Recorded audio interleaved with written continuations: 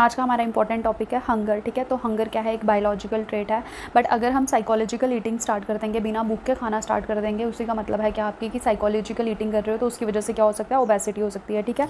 और ब्रेन का कौन कौन सा पार्ट है जो हंगर के लिए रिस्पॉन्सिबल है, वो है आपका हिपोथैलेमस। उसके दो पार्ट्स है, पहला आ गया आपका लेटरल, जिसकी वजह से क्या हो रहा है कि भूख लग रही है, रिस्पॉन्सिबल फॉर हंगर। अगर ये डैमेज हो जाएगा तो क्या होगा, अफेगिया।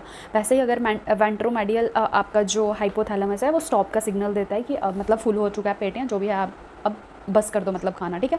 तो स्टॉप का सिग्नल कौन देता है, वेंट्रोमेडियल। अगर ये डैमेज हो जाएगा तो क्या होगा, हाइपरफेगिया, ठीक है। और जो एनर्जी है डिलीवर्ड होती है बॉडी को 3 फेज में होती है, लिपिड्स, अमीनो एसिड और ग्लूकोज, ठीक है। लिपिड्स आपके फैट्स आ गए, अमीनो एसिड आ गए कि जो क्या करते हैं, ब्रेक डाउन करते हैं जो आपका प्रोटीन प्रोड्यूस होता है उसको, और ग्लूकोज क्या आ गया आपका, सिंपल जो शुगर को ब्रेक डाउन करता है ताकि जिसकी वजह से कॉम्प्लेक्स कार्बोहाइड्रेट क्या हों आपके प्रोड्यूस हों, ठीक है। तो ये 3 लेवल पे एनर्जी डिलीवर्ड होती है बॉडी को।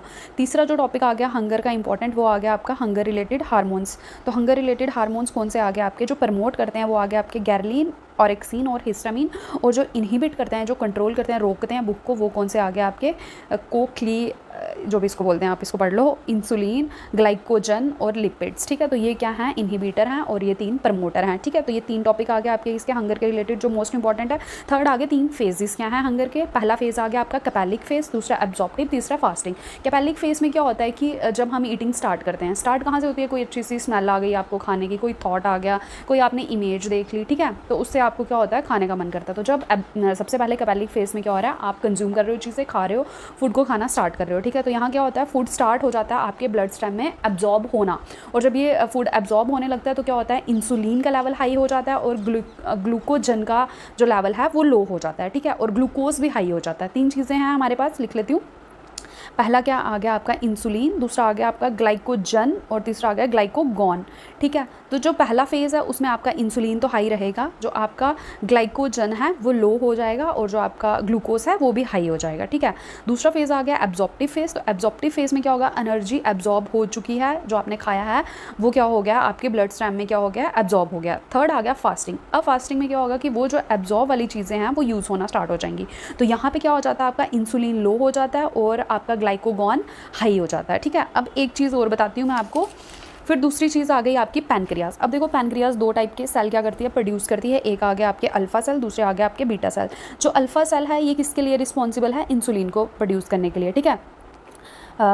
इसमें क्या होता है कि जब हमारी बॉडी में एक्सेस ग्लूकोज हो जाता है तो जो इंसुलिन है वो क्या करता है, एक्सेस ग्लूकोज को स्टोर करता है इन दी फॉर्म ऑफ ग्लाइकोजन, ठीक है, स्टोर कर दिया। अब ये जब स्टोर हो रहा था, ये कौन सा फेज़ आ गया, जो हमने सेकंड फेज़ पढ़ा, क्या, एब्जॉर्प्टिव फेज़, जब हम एनर्जी को एब्जॉर्ब कर रहे हैं, ठीक है। तो इंसुलिन क्या कर रहा है, एक्सेस ग्लूकोज को ग्लाइकोजन की फॉर्म में स्टोर कर रहा है। अब उसके बाद क्या हो गया, जब स्टोर हो गया, जब फास्टिंग फेज़ होता है तो क्या करती है हमारी बॉडी, वो जो स्टोर वाला हमारा क्या है ग्लाइकोजन है उसको यूज़ करती है। तो जो अल्फा सेल है ये क्या करते हैं, ग्लाइकोगॉन को प्रोड्यूस करते हैं, जो क्या करता है, इस ग्लाइकोजन को ब्रेक डाउन करता है इन दी फॉर्म ऑफ ग्लूकोज।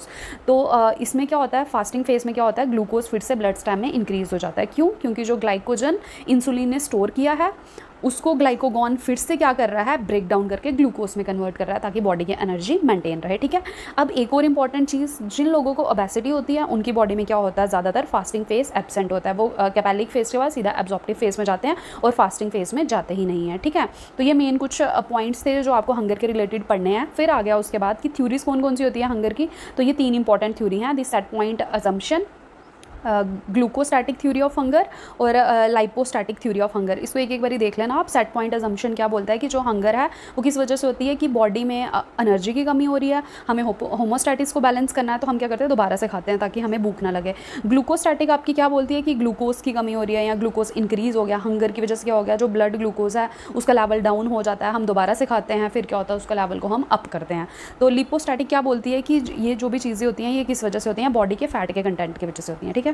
तो ये कुछ इंपॉर्टेंट पॉइंट थे जो आपको हंगर जब आप पढ़ोगे उसको पढ़ना ही पढ़ना है। एक और चीज़ आती है इसमें कि फेज़ ऑफ ईटिंग मेटाबॉलिज्म क्या होता है, तो उसका एक सीक्वेंस होता है, देख लेना, किसी भी पेपर में दिया होगा, नहीं दिया होगा तो मुझे कमेंट करना, मैं बता दूंगी कि पहले क्या होता है कि ग्लूकोज इंक्रीज़ होता है, फिर हमारा पैरासिम्पैथेटिक एक्टिवेट हो जाता है, तो पैनक्रिया इंसुलिन को सिक्रीट करती हैं। उसके बाद क्या होता है, जो ग्लूकोज, जैसे मैंने आपको इधर का प्रोसेस बताया तो इसका प्रोसेस पूछ लेंगे। फिर इंसुलिन क्या करेगा, स्टोर करेगा एक्सेस जो ग्लूकोज है उसको ग्लाइकोजन की फॉर्म में।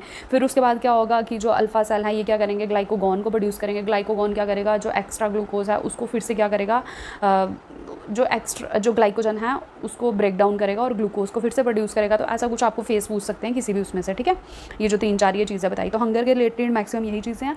अगर किसी को और चीज़ें पता है तो वो कमेंट करके बोले या फिर मुझे पूछे, ठीक है। Thank you.